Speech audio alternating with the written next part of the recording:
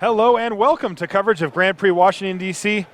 This is Legacy. I'm Marshall Sutcliffe in the booth with Rashad Miller, and we are ready to go here. Shahar Shenhar on the left-hand side. What is he playing? Looks like he is playing a version of Esper Stoneblade, which is splashing, well, not really splashing, but has Deathlight Shamans. Okay. So I guess that's called Deathblade or something. Or something weird, but we're just going to go with Esper Stoneblade for now. I'm okay with that. Andy Park also at 6-0 is going to kick things off with a Gitaxian Probe, and he's going to see, well, quite a bit here. Interesting, a Wasteland there. I wonder if that.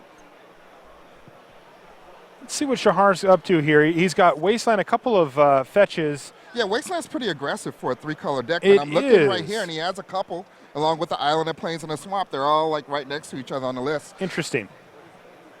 Andy's playing at Nauseam Tendrils. It looks like it, yep. Has a copy of Limdor's Vault, one of my favorite cards to play. Old school. It's kind of like a tutor. They made a new art version of it. Have you seen that? Maybe we will. I mean, this is a Legacy tournament. Sure. They're usually all the decks are nice and sweet and pimped out. Here's one right now. An Underground Sea with a black border. You got to love that. Oh, yeah, that's a beautiful card. I love those.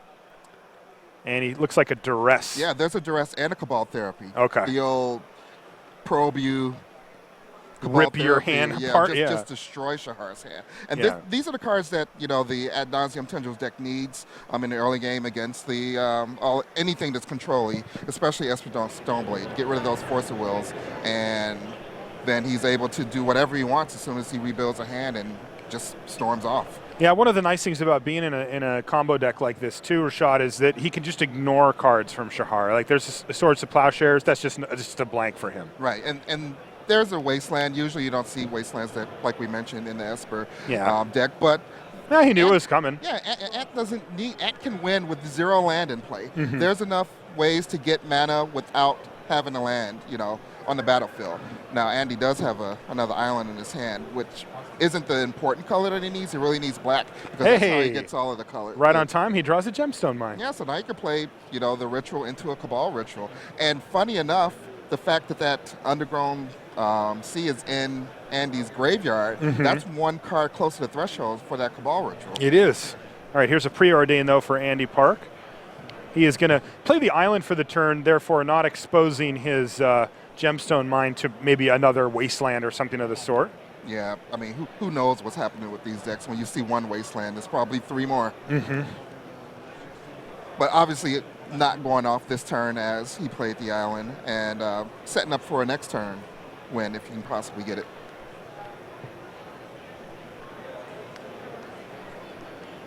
Not a lot of action over here for Shahar. He's looking at land, and he has a Stoneforge Mystic, but he's just going to fire it off. Yeah, Stoneforge Mystic, that resolves. Yeah, that's really his only play. He also has a Spell Pierce in his hand, it looks like, which can be effective, but a lot of times all they can do is counter the first ritual, which doesn't break the back of the ant deck. Because it won for once. Right, they just can't go off that turn. Okay. And if they wait until one ritual resolves, then it's forever played around. Right. Speaking of rituals, a Brainstorm is going to reveal 2 more. And Andy Park is going to be in a position to go off here pretty quickly, I think. He's also not under a ton of pressure yet. Stoneforge Mystic sitting on the battlefield, not going to do a lot. It takes a couple turns to get going. Yeah, and Andy still has a Cabal Therapy in his hand. He does. He can say a card that he knows is in Shahar's hand just to see if the coast is clear, or he could play, or he could say a card like Force of Will just in case he thinks that he drew some other permission. Okay. So whether or not he goes for it now, he has all the tools to make sure that he's going to win probably next turn. Okay. I think this turn he's going to go for the blind Cabal ritual. The blind Cabal Therapy. And just fade 1 draw step from Shahar. Yeah. Probably take the Battle Skull because he knows it's there.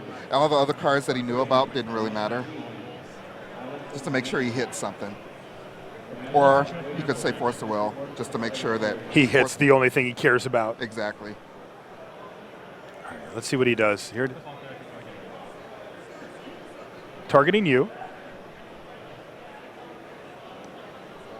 We'll find out exactly. Well, you'll probably know what he says before I do. He named Batterskull. Yep, and there's a Batterskull, and he gets to see the Spell Pierce, and one more land, and that's forever played around, especially in a deck like this. That's right. Now, is Liliana the Veil a problem here, though, for Andy? He is going to be facing that down next turn. Yeah, discarding one card isn't going to be too detrimental. It's just like countering one spell. Okay. In which case, it's doing the exact same thing as that Spell Pierce. It also means that Shahar must tap out and can't play the Spell Pierce. Yeah, so Shahar needs to pick one or the other, and Spell Pierce is more flexible right now. Basically, Liliana just gets rid of Andy's worst card, where Spell Pierce can be timed for, in case it gives Andy an opportunity to mess up. Okay. It looks like Shahar, though, wants to use up his mana or something. He's going to fire off Liliana of the Veil here, a card that has made a huge impact on Legacy but has subsided a bit of late. You don't see it quite as often. Thanks to True Name Nemesis. Oh, yeah. Good point. All right. Both players are going to discard. So it looks like he's going to get rid of a Dark Ritual, but there's plenty of those where that came from. I know Andy has at least a Cabal Ritual in his hand. It's Cabal Ritual, a blue card that might be a Brainstorm. He's got a Brainstorm, yep. So he's looking to get some action off of that Brainstorm. And that's really all he needs, just one business spell, preferably an Infernal Tutor. Right, because he's already got the Lion's Eye Diamond. Hey, he doesn't get it. He gets a Ponder, but he also gets a Duress. And a Cabal Therapy. And a Cabal Therapy. So still just tons of options here for Andy Park.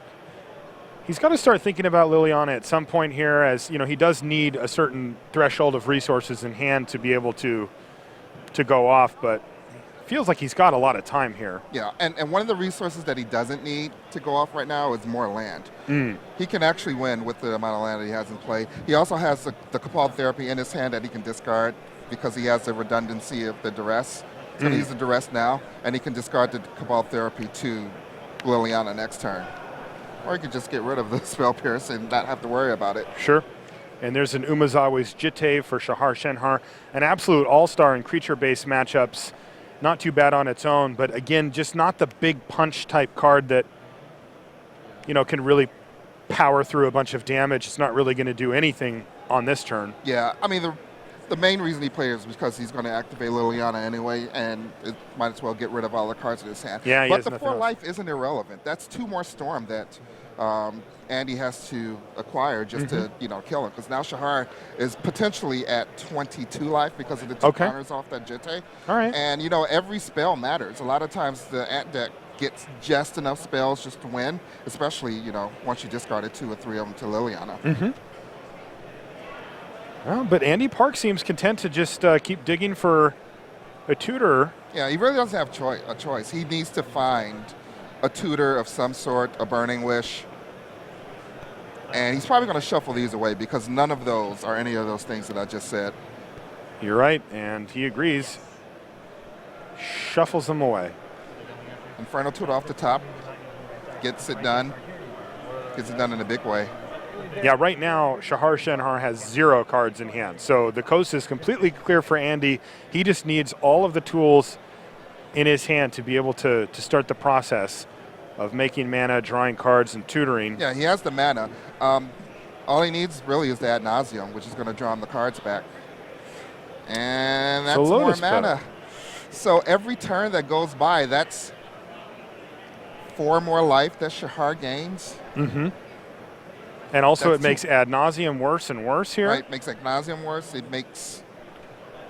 He needs 2 more. That's 2 more Storm that he's going to need. And that's an interesting decision that Shahar has too, right? Because if he wanted, he could use the Jitte to pump up his Stoneforge Mystic to take Andy's life total lower. Now, while that might actually change the clock specifically, it does make Ad Nauseam worse. Right. That's the only card that it actually affects. It's probably one of the more important cards that it affects. Yeah, I mean, it's just a difference between, do I want to make him have more Storm count, or do I want to make his Ad Nauseam worse? Yeah, I mean, Ad Nauseam is still really good in his deck. There's only 1 in his list, and everything else is 0, 1, and 2 casting costs. So it looks like we're going for it because he did draw an Infernal Tutor. So Andy's just going to play all of his rituals out. All right, so here we go. He is firmly underway. Yeah, his last card is this Lion's Eye Diamond, and he has Infernal Tutor that he's going to cast and then crack. I don't know what color, if we can find out what color he gets in response. Probably does not too relevant because he still has the Lotus Petal to get red, which is, you know, an important color. Yep. But he goes for red. Okay. Shahar's going to take a browse through the graveyard of Andy Park here, but Andy's looking to be in very good shape here. Now, red makes me think that he wants to go get Burning Wish. Depends on which version of Storm he's playing. It does. Taking a look at his list right here. Oh, he has Passing Flames. He actually doesn't have Burning Wish in his list. So he's going for Passing Flames, which just about does it.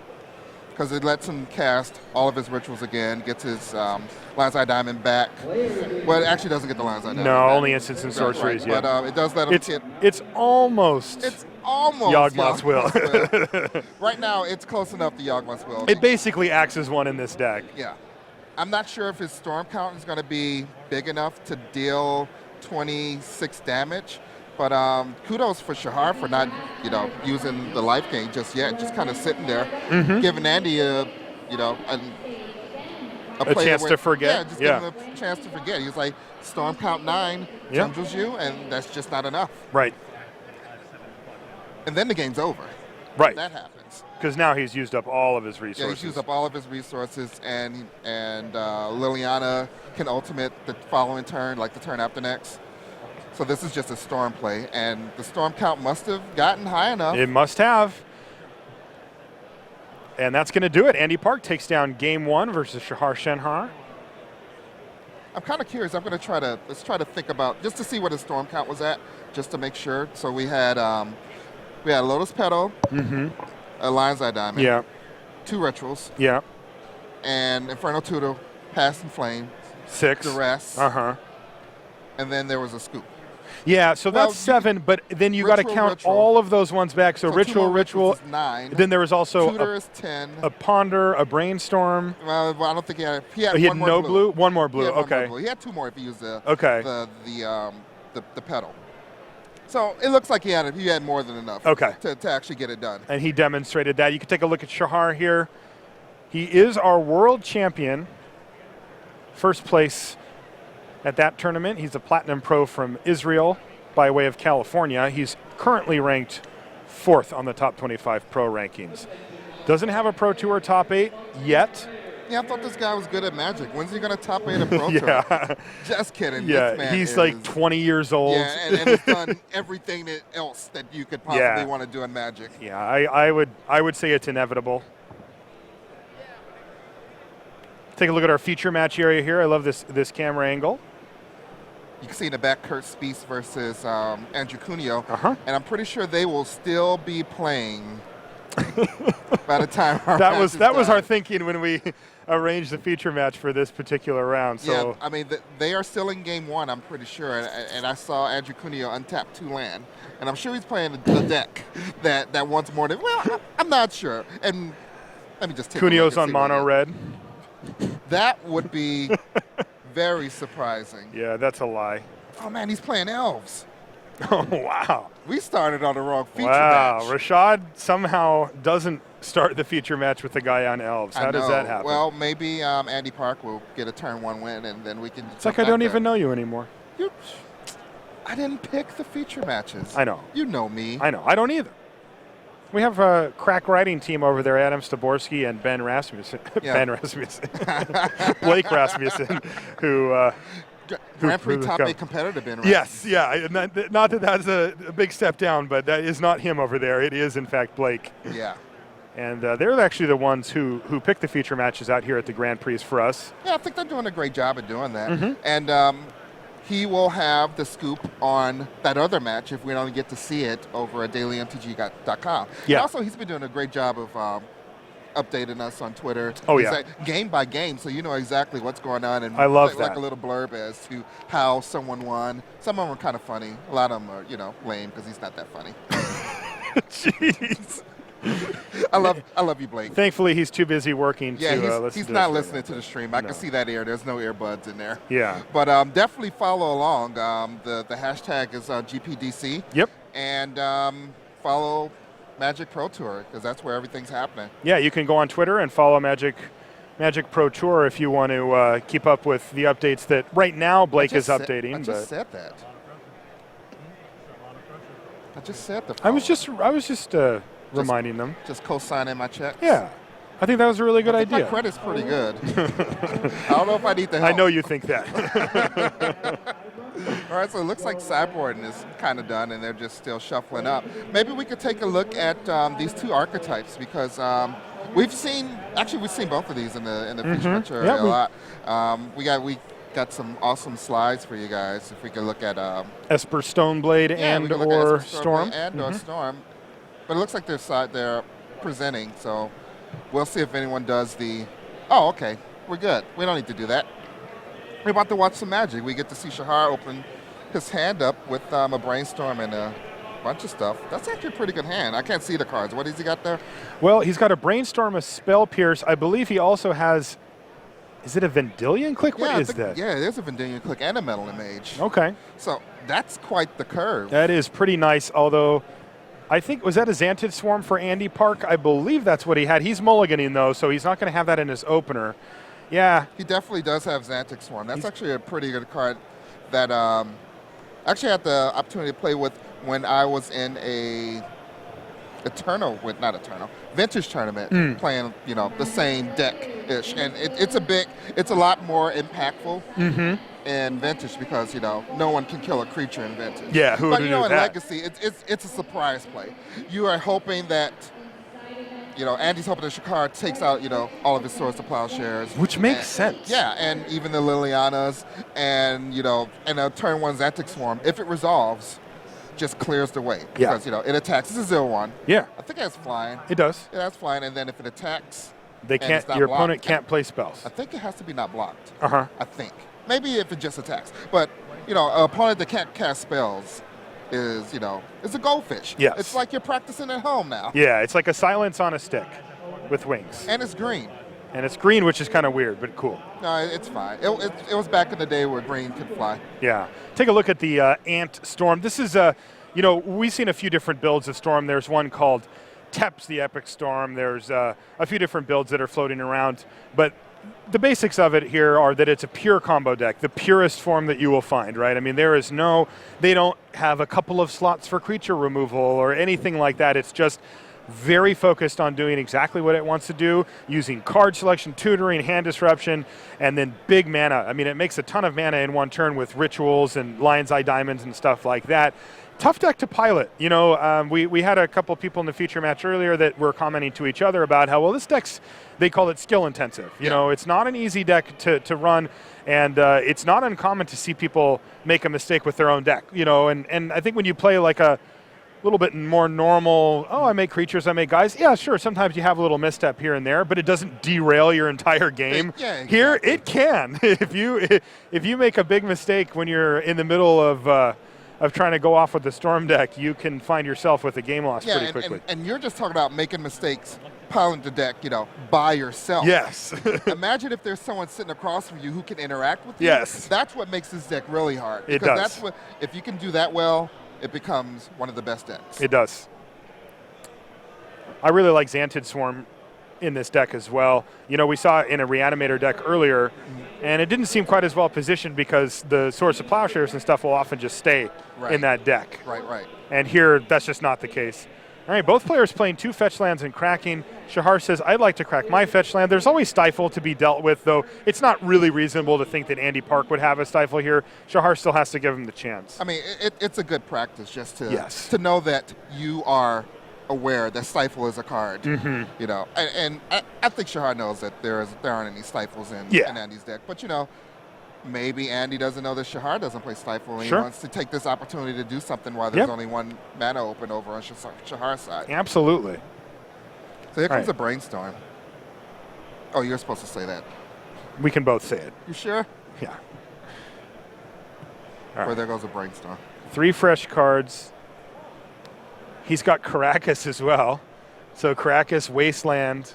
Yeah, Caracas is a fine splash. If your deck needs to tap for white, it's just there's no drawback except that it gets wastelanded, and every other except for that it gets wastelanded. Yeah, well, that's the only drawback that really matters. Well, it also only makes one color of mana. Yeah, but so does that's fine. I mean, you're going to play a plains, in your deck, and you're probably going to play more than one. And there's enough upside with playing a Caracas, being able to interact with all of the Griselbrand decks. I know. Is a big deal, and that's probably one of the only ways you can really get rid of an Emrakul once it hits the battlefield. Yep. Because no one's playing Oblivion Ring or Journey to Nowhere. Very rarely. Yeah, only out of the board and only as a direct foil to those cards. Yeah, and those decks could easily just play Caracas because it's white. Mm-hmm. I'd rather board in the Caracas than a Journey to Nowhere. Okay. I like Caracas too, and you can use it on your stuff. Vendilion Click. You can put it in off show and tell? You can. Same thing, because that's why people put the Oblivion Rings in. Yeah. But the interaction with Vendilion Click is actually a huge one. Yes. Especially for the Esper Stoneblade deck. So. Yeah, if you've ever been on the wrong side of that particular interaction. You mean you get to attack for 3 and duress me every turn? Yeah. And your guy's just untapped all the time? Yeah, it's That's fun. Fair. All right, so lands. We have lands for both players. One spell resolved so far. It's been a brainstorm for Shahar, Shenhar, but both players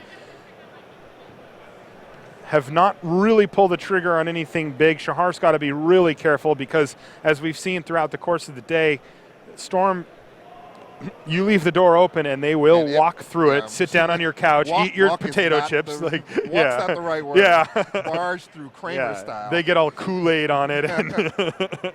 So you see how worried Andy is about Wastelands. He just doesn't want that to happen anymore. Yep.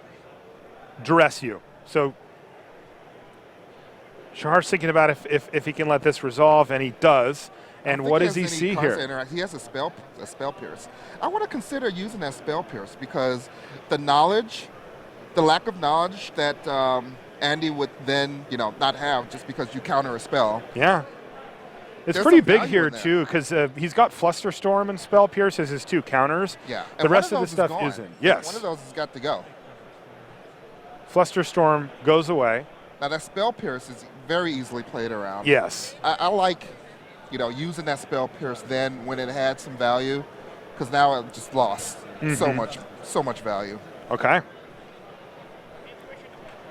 Now, Vendilion Click, that's going to get him a little something. Shahar's going to crack a fetch here. I believe he's got another fetch coming too. I think he cracked 2 of them at the same time. I mean, the jig is up. He knows that there's Vendilion Click and there's a Caracas, so he's trying to decide. Shahar's deciding what land. He's also seemingly browsing through his deck. Just like, I don't remember what else do I have here? Looks like he boarded in a Relic of Progenitus. Yeah, Relic of Progenitus to turn off, Passing Flames. Passing Flames, Cabal Ritual. Mm-hmm.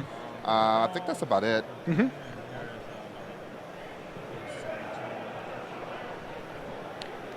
So the reason why you wouldn't pierce is so that he can click. So you can click. Yeah. So he looks like that was his decision. Like, do I want to pierce and save all this information, or do I really want to make sure I get Vendilion Click down right now? He decided he wanted to get the Vendilion Click.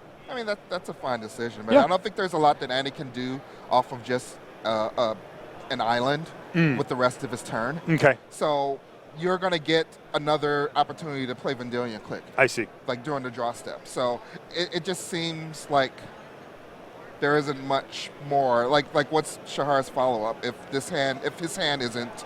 If there's a lot of redundancy in Andy's hand. Yeah, right. I mean, it depends, but the follow-up here is he gets to play Meddling Mage, right? And he gets to name whatever he doesn't take away with Click. Yeah, Click Mage. Yeah, so Click into Mage is good. So, yeah, it looks like a nice line here from Shahar. So Click's going to get rid of, is that Mind's Desire? Or was that a Flusterstorm? I couldn't see it. It wasn't a Flusterstorm, but... And it must have been Mind's Desire. Okay. Is Mind's Desire in this list? Let me just take a look.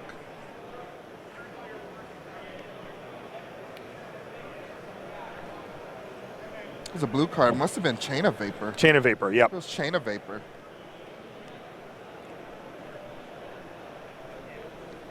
So Andy's hand, Andy did mulligan at 5, but there's no action over there. There's a brainstorm and a fetch land, so he could try to piece something together.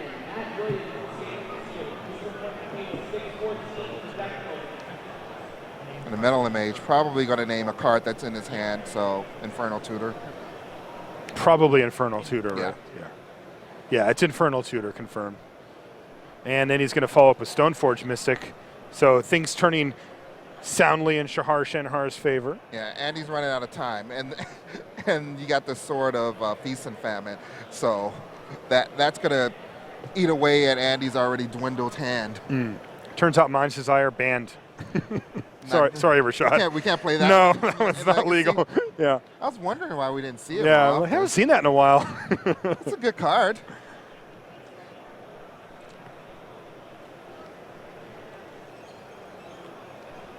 So a couple of brainstorms.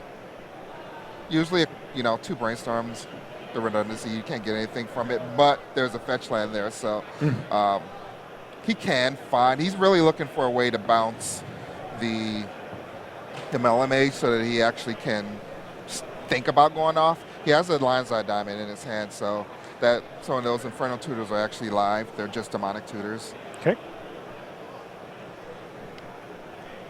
But losing that Chain of Vapor was pretty rough. Yeah, I'm just going to So he's just going to get rid of those. Meddling Mage looks like it's here to stay. He has another opportunity to look for cards. I don't think that last swamp he just gets the land off the top and plays a Xantic Swarm. Okay. Confirmed, by the way, Xantic Swarm, just attack. Just attack? Yeah, it doesn't care about being blocked. I think it might end up being a blocker right now. It could also just be a blocker, yeah. I think this guy's going to jump in front of someone's way. Unfortunately, he can't block the creatures that has the sword because it gets protection from green and black. And there's a second Melee Mage, which basically just locks the game. Yes. Because you can play that second Melee Mage on Chain of Chain of Vapor. And now there's no outs for Andy. And he just doesn't have any way to interact with stuff on the board beyond that, huh? Yeah, exactly. Yeah. I'll take another look. He has Abrupt Decay and Necron Truth, and if he brought that entire suite in, then he has an out. Okay, but then he has to do that to the Meddling Mage and then also have the other thing to get rid of the other Meddling Mage? Yeah. That seems pretty rough. I've been that Meddling Mage person with the double Meddling Mage, just naming 2 cards. It feels really good. Naming the 2 cards? Yeah, well, you name the card, and then you name the card that kills the Meddling Mage, and then actually you do it the other way around just to be safe. Just to be safe, yeah. And then, your opponent's just like, yep, you got 2 Meddling Mages. Yep. Thanks, Chris Pakula.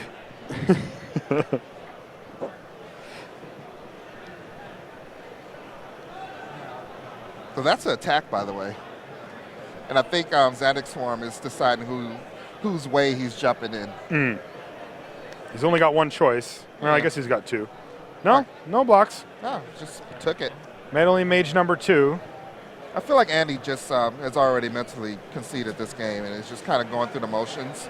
It does kind of feel like that a little bit.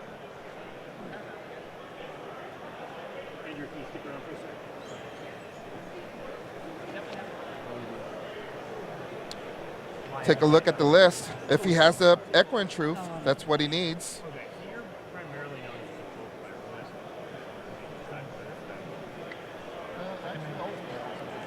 Oh, he named Lion's Eye Diamond with the second Melee Mage. Okay.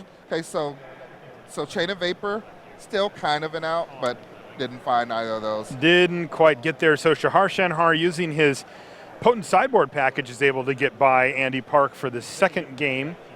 And that's going to bring us to an exciting Game 3 conclusion of Round 7 here from Washington, D.C. It looks like the match in the back is done.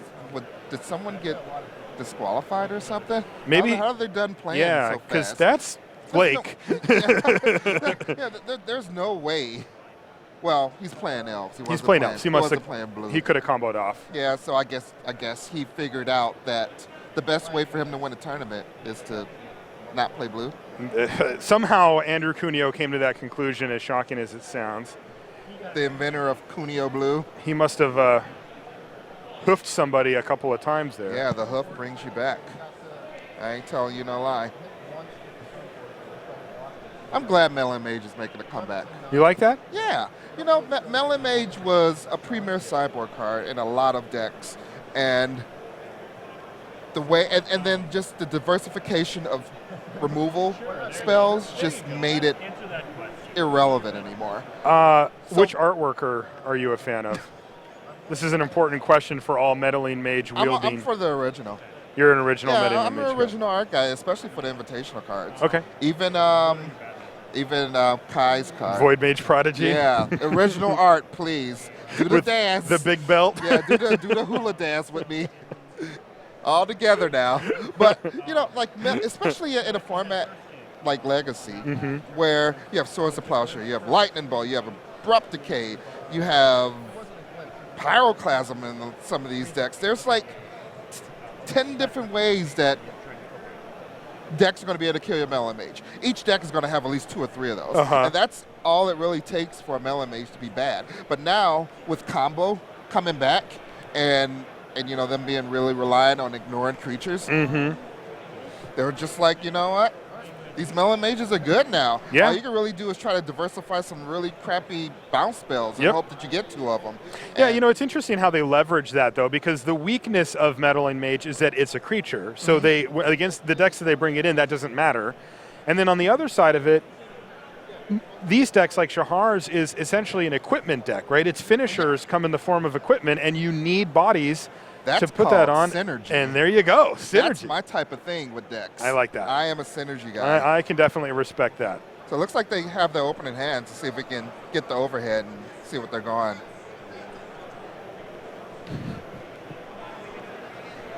Looks like Shahar's taking a mulligan, but we could probably take a peek at Andy's hand. What do we got? I think I see an Infernal Tutor and a Lionside Diamond, so that's a keep. That's the 1-2 punch right there. All right. You don't seem to agree with me. Andy Park's going to be on the play here. What more do you want out of this deck? I'm happy. Lionside Diamond and an Infernal Tutor. Those greedy. Are I am. What do you want? You are greedy. He did keep 7, so maybe there's a duress in there. Okay. At least 1. So, can I get a ritual or 2 to go with my duress? Oh, we need a land too, by the way. Are we up to 7 yet? Yeah, we're assuming there's 1. Okay. We're assuming there's 1 land. 1 land, 1 ritual, 1 Infernal Tutor, 1 Lionside Diamond. and then the rest. Okay. And the rest. I'll take it. You'll take it? I'll take one of those, please. I'm sure Andy would as well, and maybe he even has it in his hand right now. We're going to find out shortly.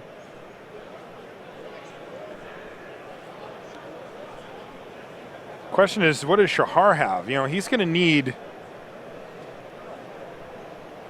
Force of Will would be nice. It's not as necessary against this combo deck as a more all-in combo deck. And I know, you know, we're saying Tendrils is like the combo deck, but have you ever seen a Charbelcher deck go? I have. Yeah. I mean, that one you really need Force of Will against. Yes. This one you kind of need it. And the bad thing about Force of Will is it usually just gets duress away. Yep. Turn 1 or Cabal Therapy, because that's what they're... They name that often. Yeah, that's often named on the blind therapies. So Island. And again, we see Andy Park deftly playing around Wasteland here by making sure he fetches basic lands. No, you get scarred when you get your 1 land Wasteland. And I know. And it's really not that bad when it happens to the Ant deck. It's, you know, it's just like, oh, 1 of my lands are gone. I have like a handful of mana sources already.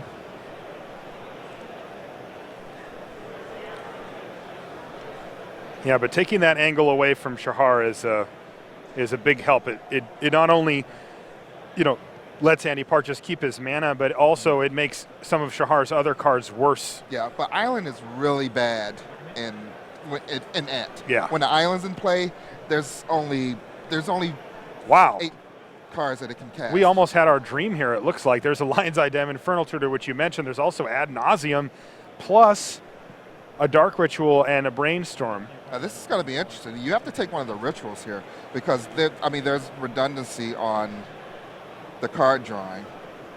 I see. You could think about the Ad Nauseam if you know that there's only 1 in this list. Some of the decks play 2 is risky because you know you don't want to lose 5 life to your Ad Nauseam by flipping another Ad Nauseam. Right. But you take the Tutor and the Ad Nauseam is still there. You take the Ad Nauseam, chances are that Tutor is going to get whatever other card Andy needs.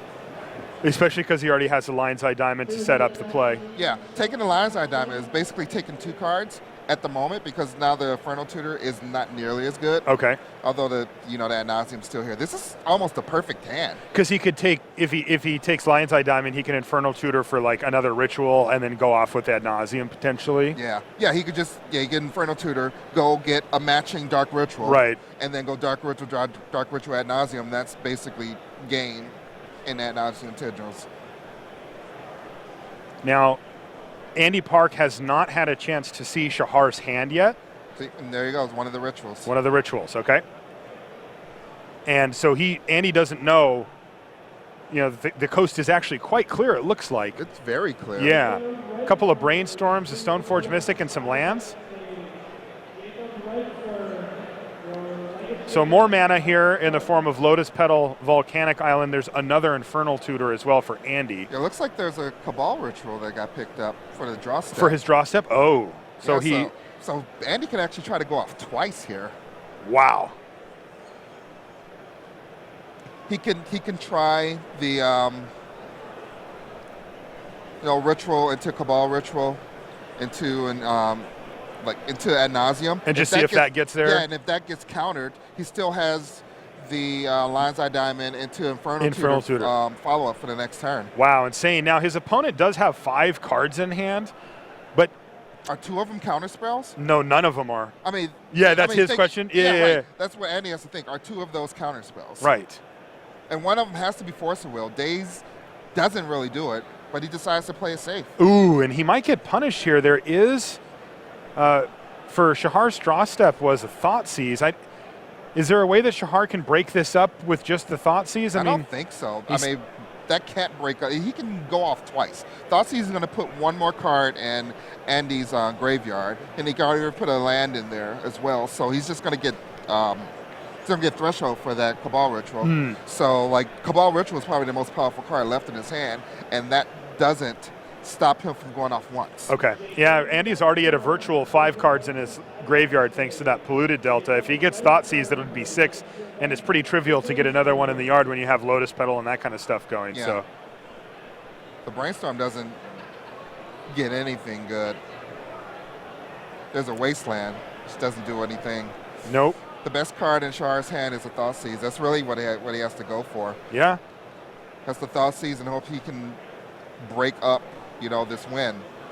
If he can survive one more turn, that Vendilion Click is a good follow-up. If Andy Park decides to wait another super turn, patient. yeah, if he's patient, because basically this is the exact same situation as we were in last turn, except he has one more land in play. Sure. Not the most relevant thing. So if Andy doesn't draw like a Duress, which it seems like he might be waiting for, yep. Duress or Cabal Therapy, there's a good chance he just waits again.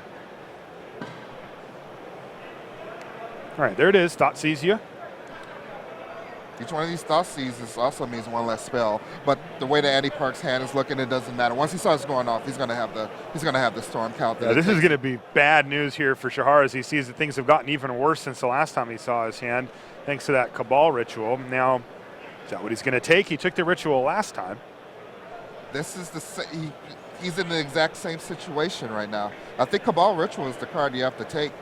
If you take ad nauseam, he still has mana into Past in Flames, which in case he could cast ad nauseam if he wants to anyway. If he takes the Inferno Tutor, he just casts the ad nauseam. Maybe the Lotus Petal was the card you want to take. But he goes with the Cabal Ritual. It was the most powerful card left in his hand. And now Andy's got the same hand that he had, basically. Yeah. In which case, Andy may wait again. He could.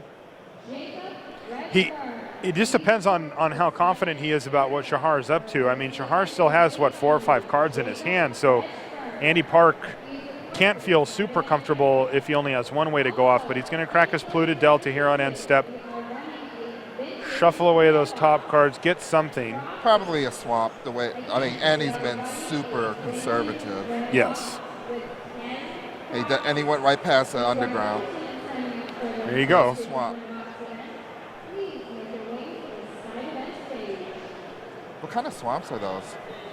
Those are Chinese so foreign black border. So that's the art that's also on Drudge Skeleton, on the Chinese Drudge Skeleton? There is some misprint with that, right? Yeah, dredge skeleton. It's not a misprint. It's Drudge. Is it Drudge? Mm-hmm. Yeah. It was for localization. Oh. You can't show skeletons in. Right. At the time, I don't know if that's still true. But it was a custom, that you don't do that. Yeah, okay. Another polluted Delta here for Andy. Is he ready to take a shot at this thing, or is he going to stay patient? Now, this hand is a little bit different. It really isn't a I can go off twice hand anymore. Right. He's one card off. He's one mana off from being able to do that because he doesn't have a ritual. So now he would have to... I don't think he can go off anymore. If he plays the tutor... I mean, he still has Lion's Eye Diamond Tutor. He has to go all in on Lion's Eye Diamond Tutor. Again, though, he's not really under any pressure from Shahar. I mean, Andy's at 18, and it's all damage he took himself on purpose. So it's like... He actually can't go off anymore. He just can't at all. Yeah, this hand doesn't work anymore. Okay. Because if he plays those two, he only has 4 mana available. He can't cast the Ad Nauseam. He can cast a tutor, but then he loses his Ad Nauseam. And then he could tutor for... Let's see what he's going for. Well, I mean, he's got Lion's Eye Diamond. Well, he has to do this in response. Okay, so now he has 3 floating mana. All right, so he is just going to lose his Ad Nauseam here. And let's see what he's going to grab. So he has 1 more mana. So he can go get... Oh, there's a Dark Ritual in his graveyard. So so he can get Passing Flames. And a Cabal Ritual. Right. Well, yeah, but he needed the 1 mana. Yes. He needed a 1 mana ritual. Correct.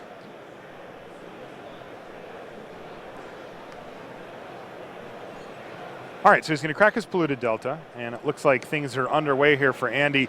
He has to hope that Shahar doesn't have a way to interact, and he doesn't. Shahar's going to have to just sit there, hit the old F6 button, and watch Andy. Well, I think he's going to posture. You have to. This is the classic combo going off against the control deck, and you have to posture. You have to, but then once Passing Flames resolves. There's a card called Mindbreak Trap. I know, but if he has that, he just has that, right? Like, there's no... It's not like Andy's, like, playing around Mindbreak Trap at this point. Well, he can always, Cabal Therapy or something. There's got to be something in his graveyard. I think there's a way to ensure that Mindbreak Trap doesn't get him.